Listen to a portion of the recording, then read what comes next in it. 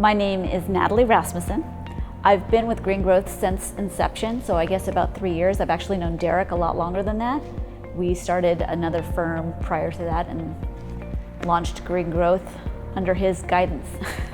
What position do you hold at GreenGrowth CPAs? I am basically a giant cog in the wheel. I'm the grunt. I do the tax returns, sales tax returns, speak to the clients. How did you first learn about GreenGrowth CPAs? Well, when Derek said, I learned about GreenGrowth CPAs when Derek said, hey, I'm really interested in the cannabis space. How do you feel about that? And I didn't really have any feelings, but I'm pretty excited about it now. Now you just rally around Derek and make things happen. Rallied around our fearless leader, yeah. Hey. And why do you choose to work and serve clients in the cannabis industry? Like, what really drew you to being in cannabis, if there was anything? I don't think I ever would have gone into cannabis on my own, but Derek was so passionate about it. He knows so much about it. There was so much to learn about it. I don't have any stigma against cannabis. And personally speaking, I lived with a cancer patient, and I can say that cannabis in many forms is actually medicine. I've seen it in action. So seeing him being so passionate about the space and about all aspects of cannabis, from production to retail, is pretty exciting, and it's been a fun ride. So I basically got into it just kind of riding on Derek's coattails.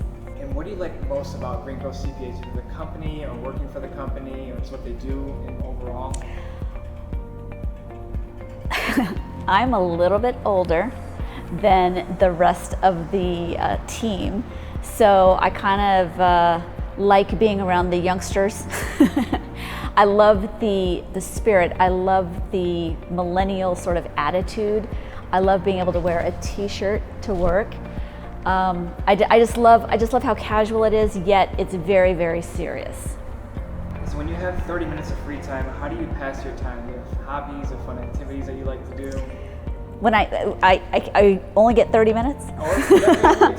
I am a voracious reader. I do read a lot, usually just fiction books, but I'm based out of Las Vegas.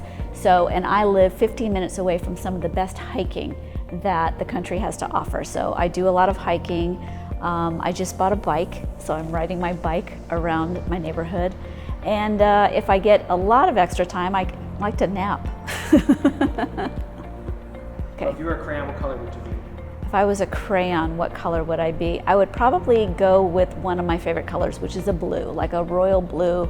Always like the color. It's kind of bold. You can see it if you sign your name in it. I used to use a blue pen if I wanted to sign something official, so everybody knew it was like a wet document. That was the original, so I would go blue.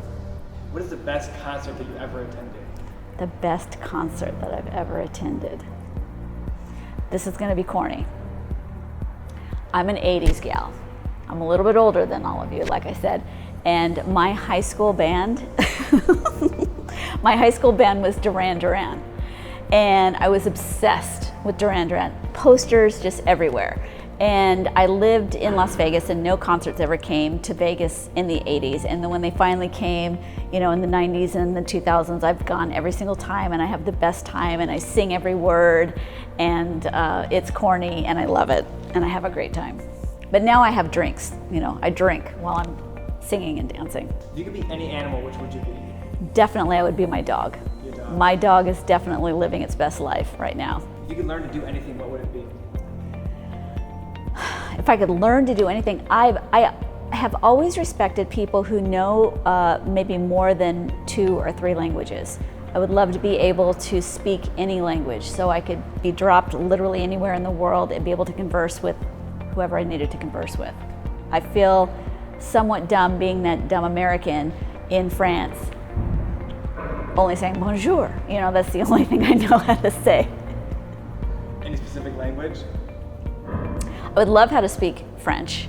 I speak a little bit of Spanish, which kind of dovetails into a little bit of Italian, but not enough to be completely fluent. I can understand what's going on, but I would love to French, maybe Chinese, some of the big languages that a lot of people are learning. I feel very far behind with that. If you could be any fictional character, who would you choose?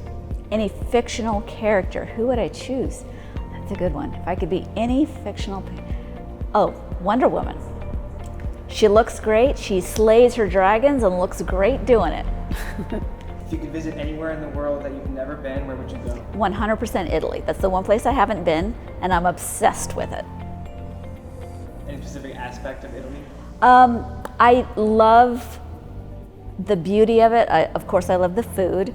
My husband's from Italy, so we've never been together. I just love everything about it. I remember, I think it was like a 90s movie, some movie with Robert Downey Jr. and Marissa Tomei called Only You, and it was set in Italy, and they were running all over Italy, and I thought, oh my God, I want to go to Italy. It's so perfect and lovely and beautiful, and I've just been obsessed ever since, and I will make it there.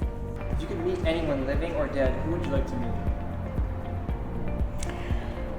That's interesting.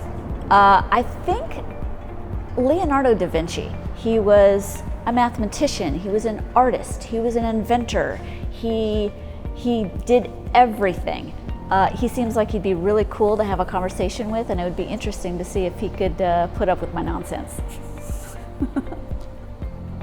From your perspective and experience in the industry, what advice would you have for cannabis entrepreneurs? Detail, detail, detail. Keep track of everything. So much. This particular industry sort of skews a little bit younger and a little bit less experienced, and trying to. And I'm just speaking from a tax perspective. Sometimes getting information to stay in compliance with all of your tax filings is a little bit more challenging because you haven't kept track of anything. And I would just say, just stay diligent. If you have to hire somebody to keep track of your information, do it, but just be as specific as you can and just stay on top of your stuff. What advice would you have for prospective GreenGrowth CPA candidates? Have an open mind. There have been positions in our firm now. Somebody came in wanting to do something else and they found out, hey, I'm really great at sales. And so keep an open mind. You're gonna maybe find something that you're gonna be great at, that you love, that you didn't even think that you were gonna do. So you can do it all. If you had to eat one meal every day for the rest of your life, what would it be? One meal, I think it would have to be something fairly healthy. You know, you want to say Snickers bars, but that's not going to be it. I would probably have some variation of sushi every single day. I love fish, I love rice. All right, we're going to do a quick lightning round, this or that. All okay, right? This or that. This or that. Coca-Cola or Pepsi? Neither. Dogs or cats? Definitely dogs. Netflix or YouTube? Netflix. Phone call or text message? I prefer a text message, but phone call is sometimes better. iPhone or Android? Definitely iPhone. Cake or pie? Pie. Passenger or driver? Passenger. Pencil or pen? Pen. Pancake or waffle? Waffle. Coffee or tea? Coffee. For sure. All right, well, thank you very much. That was very easy. That was it. Great.